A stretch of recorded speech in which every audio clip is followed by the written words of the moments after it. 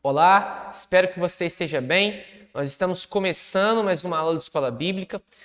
Essa nossa série trabalha o livro Comunidade Verdadeira. E bom, essa nossa aula de hoje é a quarta aula. E dentro dessa série, nossa aula tem o tema falando um pouco acerca da comunhão e a comunidade. Nós vamos falar alguns aspectos mais teóricos, alguns aspectos mais conceituais, mais teológicos da comunhão, mas também nós vamos falar de alguns aspectos práticos dela, os efeitos disso no corpo de Cristo. Bom, e para que a gente comece essa nossa aula iluminados pela ação do Espírito, no nosso entendimento, vamos orar pedindo que Deus nos conduza. Amado Senhor, nós pedimos que pela Tua graça e pela ação do Teu Espírito, o Senhor ilumine nosso coração, ilumine nosso entendimento, para que as verdades nas quais nós vamos olhar, nós vamos meditar, nós vamos estudar, façam sentido para o nosso coração, façam sentido para a nossa mente, transformem nossa realidade, nossa prática de comunhão com o corpo. Deus, nós pedimos isso para a Tua glória, sabendo que o Senhor é o Deus dessa igreja, o Senhor é o Deus da igreja como um todo, e nós cremos que a Tua ação está sobre nós, Deus. Essa é a nossa oração, no nome santo e poderoso de Jesus Cristo. Amém. Bom, pessoal, quando nós falamos acerca da comunhão e também da parte da comunidade, isso talvez seja um ponto muito marcante dentro de uma igreja. Bom, diferente de uma instituição qualquer, uma empresa, uma organização sem fins lucrativos, ou qualquer outro tipo de organização, uma comunidade de um bairro, algo nesse sentido, a nossa comunidade cristã, e não a nossa especificamente, a Conexão, mas qualquer comunidade cristã que se une pelo Evangelho, que se une pelo corpo de Cristo, ela tem um aspecto muito importante que, na verdade, se desenvolve não por aspectos pessoais de cada indivíduo que compõe aquela comunidade, mas a comunhão daquela comunidade, ela acontece, ou melhor, ela pode acontecer a despeito de qualquer diferença, a despeito de qualquer razão que cause alguma divergência. A comunhão, nós vamos perceber ao longo dessa aula, é algo estabelecido sobre uma coluna sólida, sobre um lugar onde não existe variação. E é por estar estabelecido nesse conceito da unidade, que nós vamos falar agora, é que essa comunhão pode ser desenvolvida. E bom, para que a gente entenda um pouquinho melhor essa questão que nós estamos falando, nós vamos dividir essa aula em 3 momentos. Num primeiro momento, nós vamos entender um pouco o que é a unidade da igreja, que justamente é o que nós acabamos de falar aqui, é essa base para que a comunhão aconteça. Num segundo momento, nós vamos entender a relação entre essa unidade e a comunhão em si, aquele aspecto mais relacional, aquele aspecto mais de experimentar o afeto, o convívio, o pertencimento ao corpo de Cristo. No último momento, nós vamos falar um pouco sobre o que de fato é a comunhão da comunidade, alguns aspectos mais práticos que envolvem essa realidade. E bom, para que a gente comece, eu queria que a gente fizesse uma leitura rápida de um texto bíblico lá em João, capítulo 17, do versículo 20 até o versículo 23. O texto diz o seguinte: não rogo somente por estes, mas também por aqueles que vierem a crer em mim, por intermédio da sua palavra, a fim de que todos sejam um. E como és tu, ó Pai, em mim e eu em ti, também sejam eles em nós, para que o mundo creia que tu me enviaste. Eu lhes tenho transmitido a glória que me tens dado, para que sejam um como nós o somos. Eu neles e tu em mim, a fim de que sejam aperfeiçoados na unidade, para que o mundo conheça que tu me enviaste e os amaste, como também amaste a mim. Bom, a gente talvez não precise nem fazer uma interpretação muito profunda desse texto, porque o próprio texto já é claro o suficiente para que numa leitura a gente perceba que Jesus está falando sobre a unidade. E bom, talvez seria interessante você, caso se interesse por esse tema, voltar algumas aulas, na verdade voltar uma série, que nós trabalhamos justamente esse atributo da igreja na nossa série anterior, chamada As Marcas e os Atributos de uma Comunidade Cristã. Bom, fica a dica, volta um pouquinho nessa série, assista essa aula, eu tenho certeza que pode ser abençoador para você e com certeza vai enriquecer ainda mais a experiência de assistir essa aula ou ter assistido essa aula. E bom, esse aspecto da unidade que Jesus está trabalhando aqui é um aspecto muito importante para a gente falar acerca da comunhão. Apesar de serem duas coisas distintas, a unidade do corpo, a unidade da igreja e a comunhão da igreja, a comunhão do corpo, esses dois temas ou essas duas questões se relacionam de forma muito profunda. Vamos lembrar, por exemplo, daquilo que a gente falou nas duas aulas passadas, acerca da união com Cristo e a comunhão com Cristo. Ou seja, são aspectos diferentes, mas se relacionam. E nesse sentido, a gente pode perceber que a mesma aplicação que nós utilizamos entre a diferença de união com Cristo e comunhão com Cristo se aplica também na realidade da igreja. E lembrando desse aspecto da união com Cristo, a gente vai entender que também a unidade da igreja faz um aspecto, ou melhor, é um aspecto importante da vida cristã. Por quê? Por nós estarmos unidos a Cristo, por nós estarmos unidos ao nosso Senhor, ao nosso Salvador, consequentemente, por uma consequência disso, nós estamos unidos também à igreja ou aos outros irmãos, às outras pessoas que já estão unidas a Cristo. A ideia é que primeiro nós pertencemos a Cristo, depois nós pertencemos à igreja, nós pertencemos ao corpo, ou seja, essa unidade da igreja. E esse aspecto de pertencimento, ele é muito importante, porque de uma maneira ou de outra, o cristão, ele pertence a Cristo e à igreja, ao corpo, ainda que ele tenha suas dúvidas, seus dilemas, suas aflições, suas dificuldades. O cristão, ele está unido para sempre a Cristo e ao corpo de Cristo, aos irmãos que também estão unidos a Cristo. E isso acontece porque existe algo em comum dentro desse corpo, dentro dessa unidade, que é justamente estar unido a Cristo. E nesse sentido, é importante que a gente perceba que a causa da unidade da igreja é a unidade em Cristo. Estarmos unidos a Cristo nos possibilita estarmos unidos uns aos outros. Se não houvesse uma união com Cristo, nós não conseguiríamos estar unidos uns aos outros. E é por isso que essa união uns com os outros, essa unidade, ela acontece a despeito de qualquer diferença. Ou melhor dizendo, não tem nenhum tipo de divergência, de diferença, de barreira que deixe com que um cristão que crê em Jesus e outro não sejam unidos. Eles são unidos por algo muito mais forte, por algo muito mais profundo do que qualquer laço de relacionamento, do que qualquer laço de afinidade. Então, esse aspecto da união com Cristo e a unidade da igreja, ou a união com os irmãos, é importante não para que a gente caia apenas num aspecto teórico, mas principalmente para que a gente entenda o que está por trás da comunhão da igreja, da comunhão da comunidade. E bom, o que nós podemos resumir disso que a gente acabou de falar? O ponto comum entre os irmãos, entre aqueles que fazem parte da igreja, entre aqueles que fazem parte da unidade, é que eles estão unidos a Cristo. A unidade da igreja é inviolável. Não há nada que possa violar essa unidade, que separe esses irmãos. A comunhão pode ser afetada, mas a unidade não. A realidade da unidade vai além da igreja local. Isso é importante.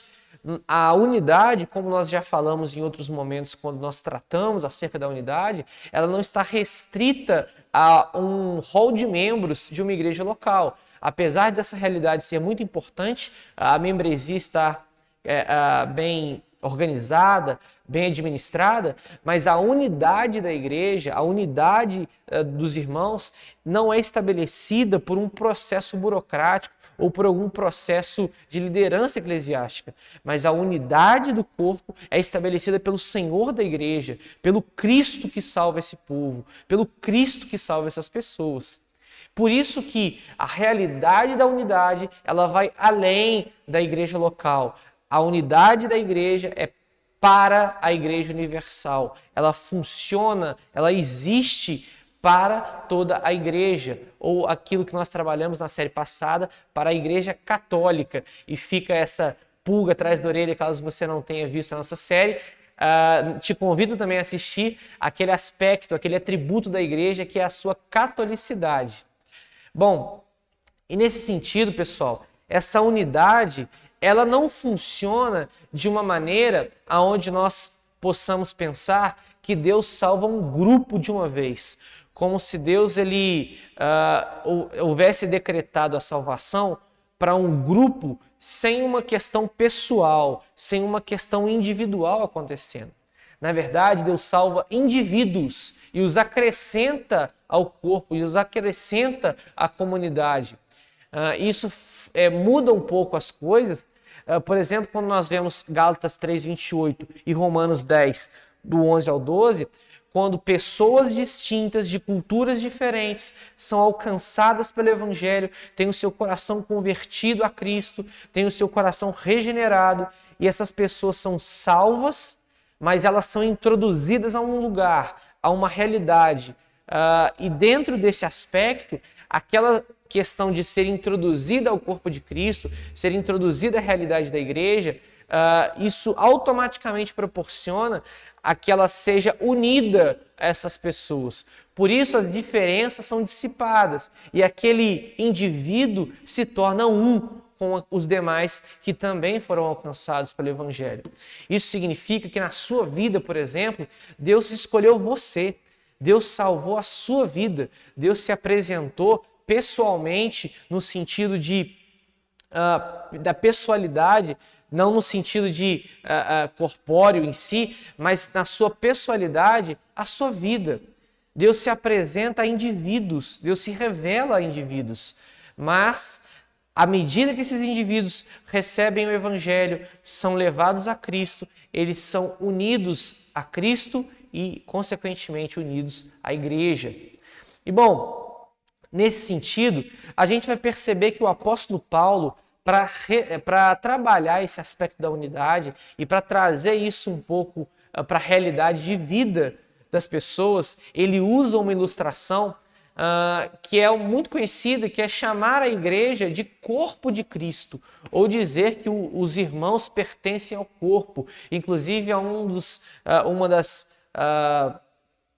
dos nomes que nós estamos dando ao longo da aula para a unidade da igreja, o corpo de Cristo. E bom, o texto de 1 Coríntios capítulo 12, do versículo 12 ao 14, nós vamos perceber o que Paulo fala acerca desse corpo de Cristo, essa ilustração para essa unidade, para esse aspecto de união da igreja. E Paulo vai dizer o seguinte: porque assim como o corpo é um e tem muitos membros, e todos os membros, sendo muitos, constituem um só corpo, assim também com respeito a Cristo.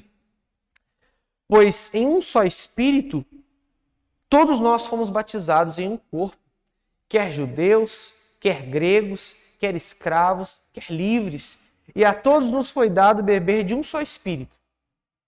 Porque também o corpo não é um só membro, mas muitos.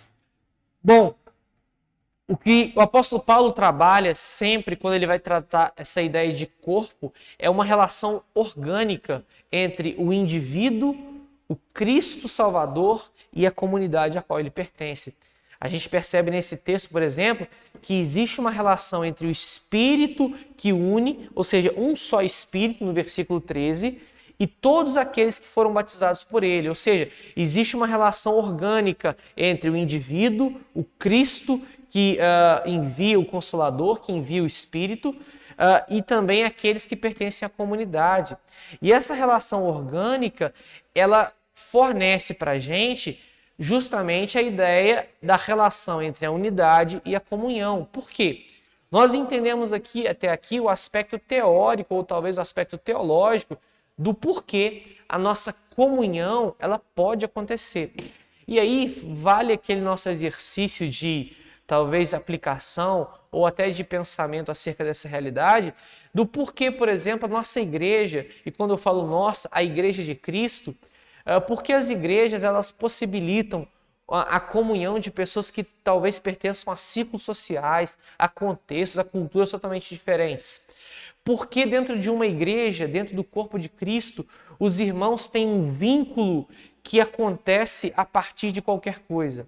É justamente porque esse vínculo é poderoso o suficiente para unir essas pessoas e fazer com que a comunhão, ou seja, o ter algo em comum, aconteça.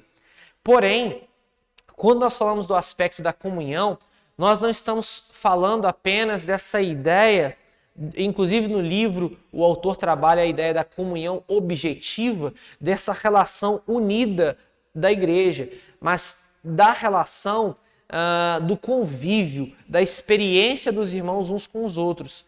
Ou seja, quando nós falamos de comunhão, nós falamos daquele aspecto gostoso de estar junto, de comer um churrasco, para você que não come carne, de comer uma salada, de estar juntos ali.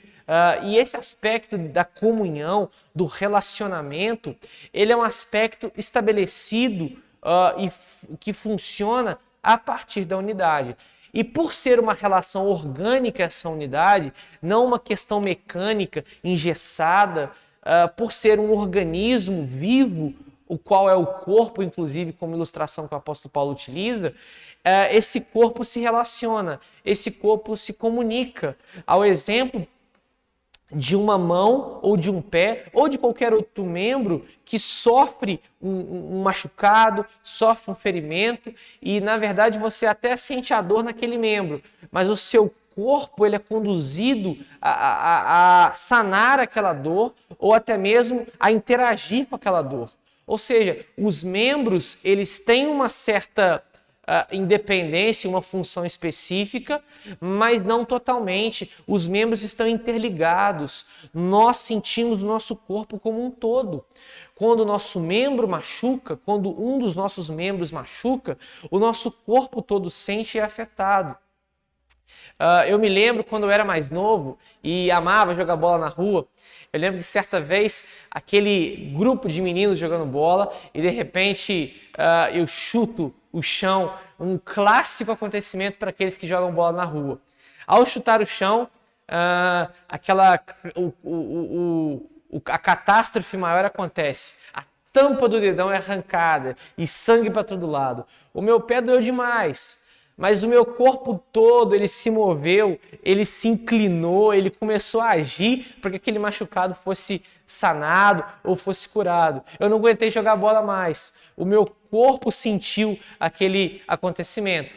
E bom, você que já teve uma experiência parecida, talvez não tão dolorosa, entende um pouco porque quando um membro machuca, o corpo todo precisa se inclinar para aquilo.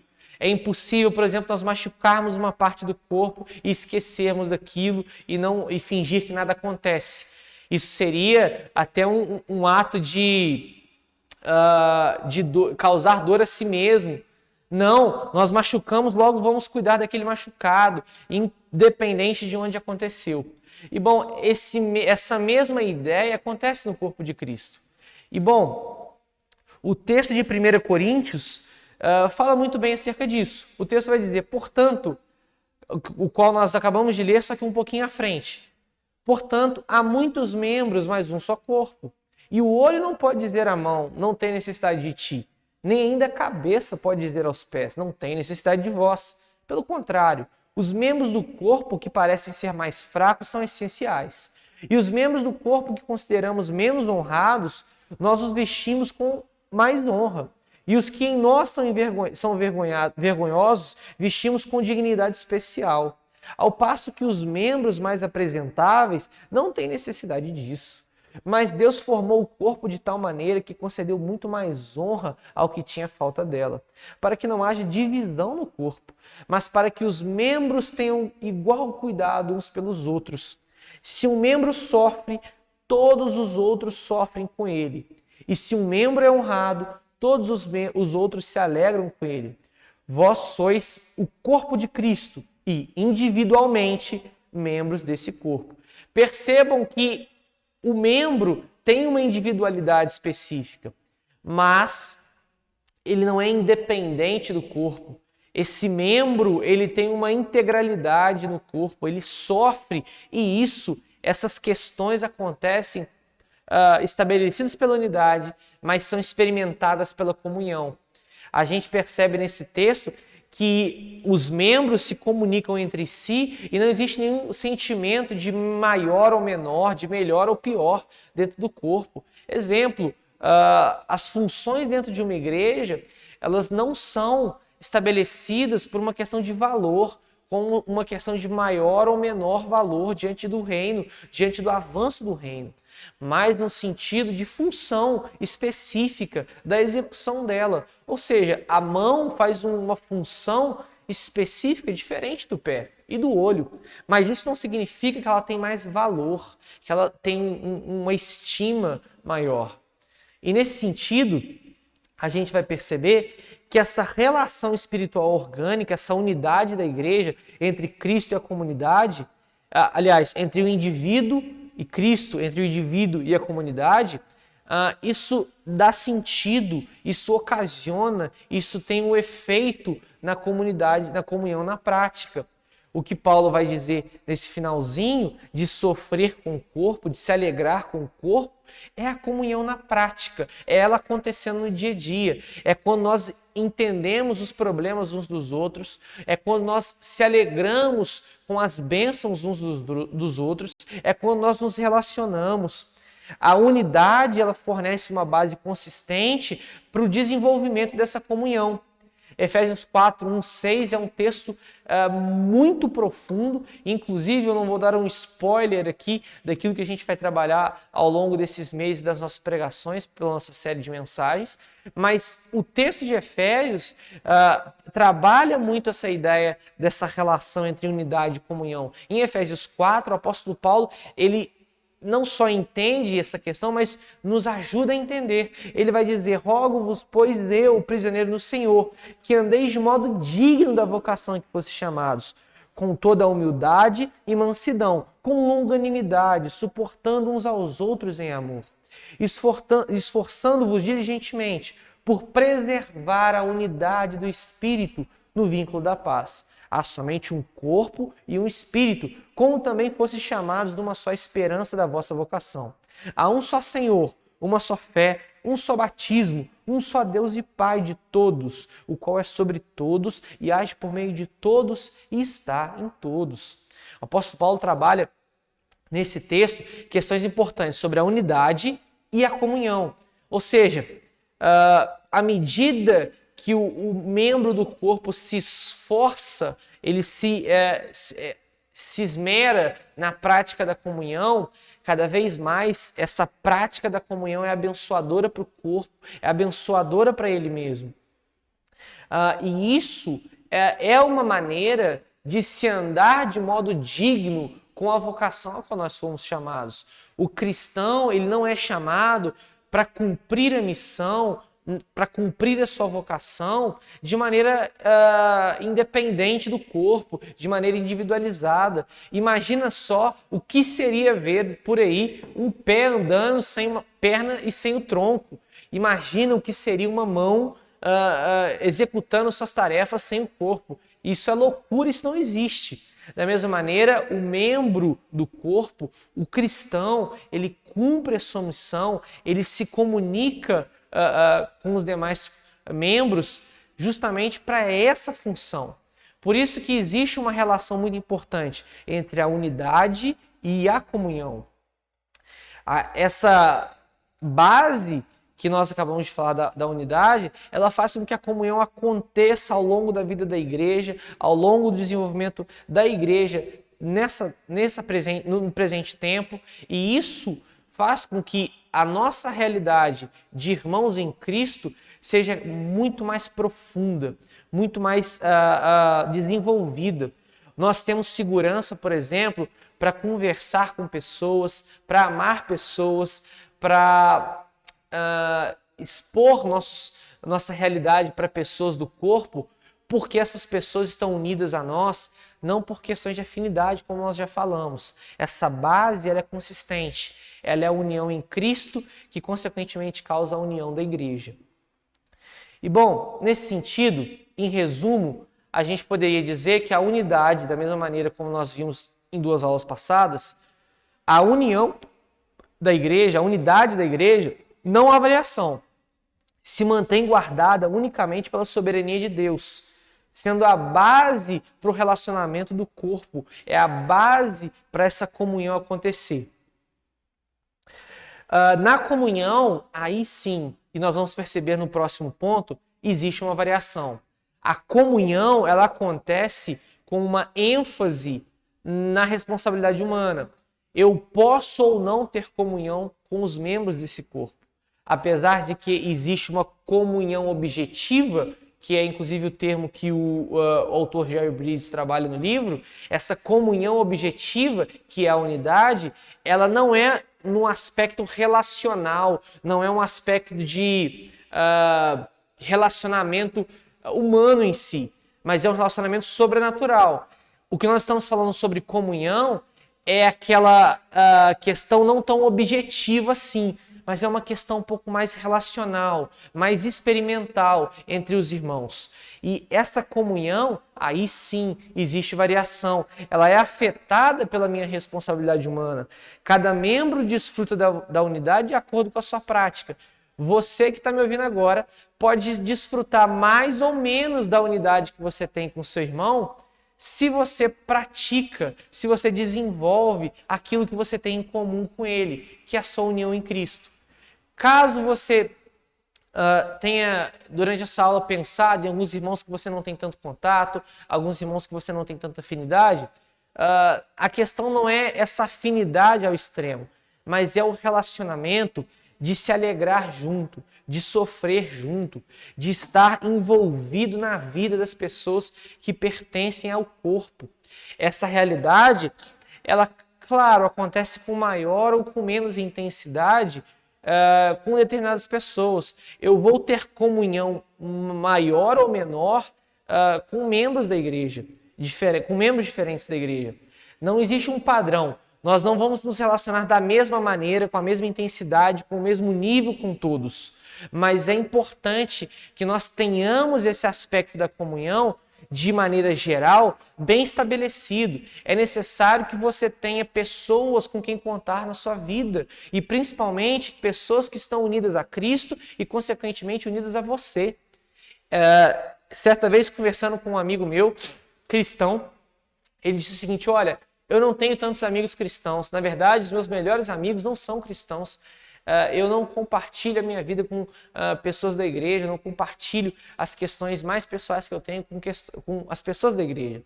E bom, refletindo sobre isso, sobre essa frase, sobre essa fala, durante a preparação dessa aula, a gente percebe que isso é extremamente perigoso, não só perigoso, mas nós estamos deixando de aproveitar um vínculo que nós temos com os irmãos que é muito mais seguro, que é muito mais profundo para compartilhar essas coisas. Por isso, não é uma questão legalista, mas é uma questão para abençoar a sua vida e a vida dos irmãos. Tenha comunhão, compartilhe momentos bons e momentos ruins com irmãos em Cristo. Isso é abençoador para a vida do corpo. Nesse sentido, o que Jerry Bridges vai dizer na página 30 sobre a união com Cristo se aplica também àquilo que é a realidade da igreja.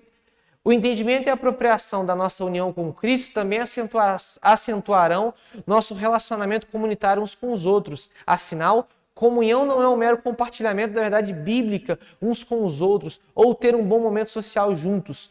Comunhão é partilhar uma vida comum em Cristo. Ou seja, essa comunhão ela acontece unida a um Cristo que nos dá base, que nos dá sentido também para nos relacionarmos uns com os outros. E nesse sentido, indo para o nosso último ponto, a comunhão da comunidade, ela na prática pode acontecer da seguinte maneira.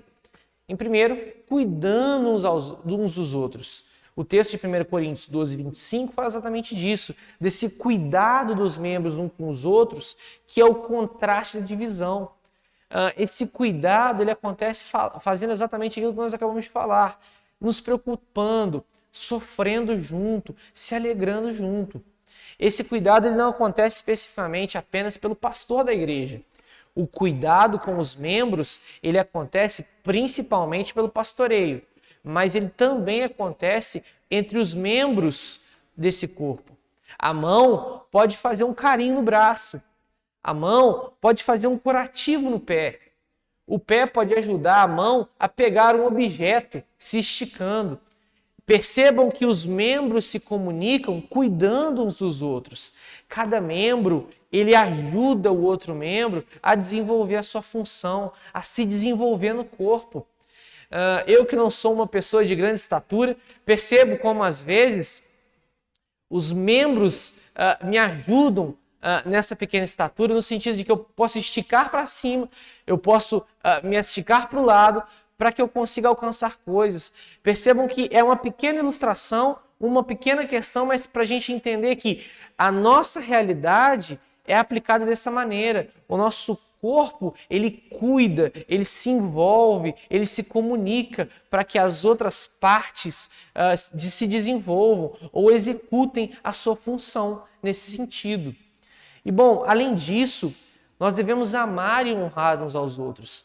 Romanos 12:10, quando Paulo vai trabalhar essa questão de amai-vos cordialmente uns aos outros com amor fraternal, preferindo-vos em honra uns com os outros, é um aspecto importantíssimo. Dentro desse relacionamento, imagina que nós temos algum irmão que nós somos muito chegados, nós somos muito amigos, nós temos comunhão e de repente esse irmão é abençoado tremendamente. O nosso amor, a nossa honra faz com que nós nos alegremos com aquilo. Essa ideia do amor e da honra é extremamente necessária para que não haja ciúmes, inveja, sentimentos contrários ao Evangelho. Pelo contrário, nós devemos nos estimular em amor, em honra.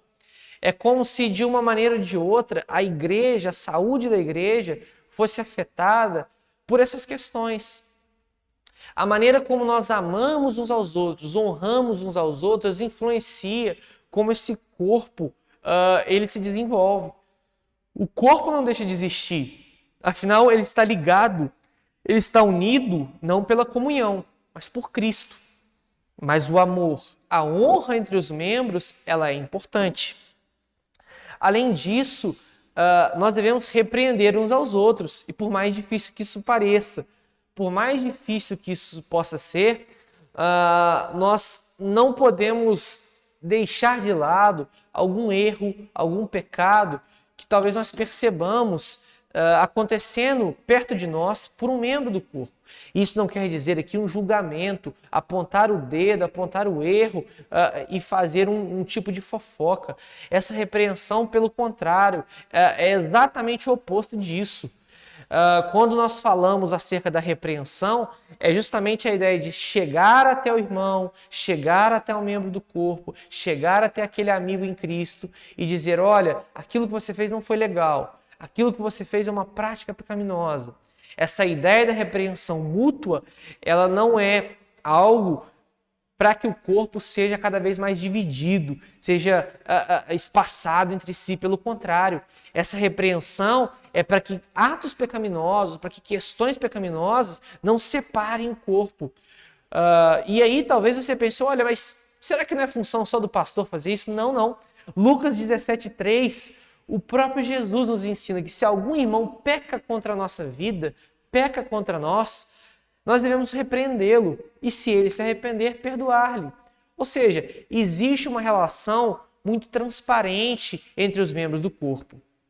Além disso, orar uns pelos outros é uma atitude que fomenta, que ajuda essa comunhão. Quem participa das reuniões de oração da nossa igreja ou dos grupos de conexão, esse momento de oração que nós temos uns pelos outros, é nítido como orar pelas causas uns dos outros e uns com os outros é fortíssimo dentro do aspecto da comunhão. Nós nos sentimos parte do problema, nós nos envolvemos num problema.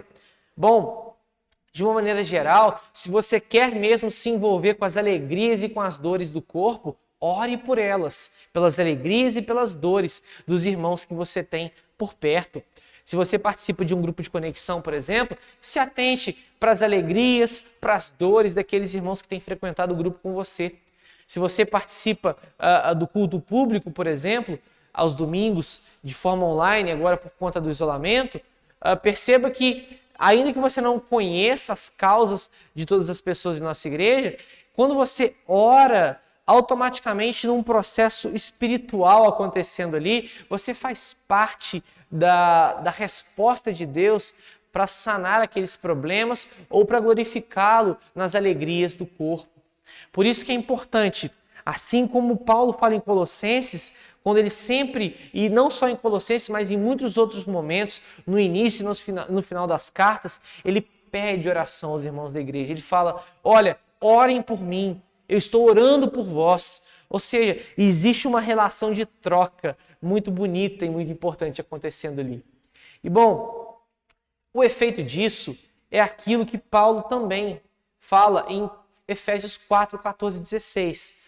Para que não sejamos mais meninos inconstantes, levados ao redor por todo vento de doutrina, pela fraudulência dos homens, pela astúcia tendente à maquinação do erro. Antes, seguindo a verdade em amor, cresçamos em tudo naquele que é o cabeça, Cristo, do qual o corpo inteiro bem ajustado e ligado pelo auxílio de todas as juntas, segundo a justa operação de cada parte, efetua o crescimento para a edificação de si mesmo em amor.